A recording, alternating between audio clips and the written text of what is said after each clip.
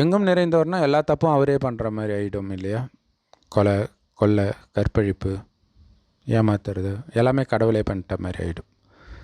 ஒரு விதத்தில் இந்த நம்பிக்கை கூட காரணம் நிறைய தப்பு நடக்கிறதுக்கு. எப்போடா எனக்குள்ளேருந்து கடவுள் தானே பண்ணுறார் அப்படி சொல்லிட்டு போயிடுவாங்க.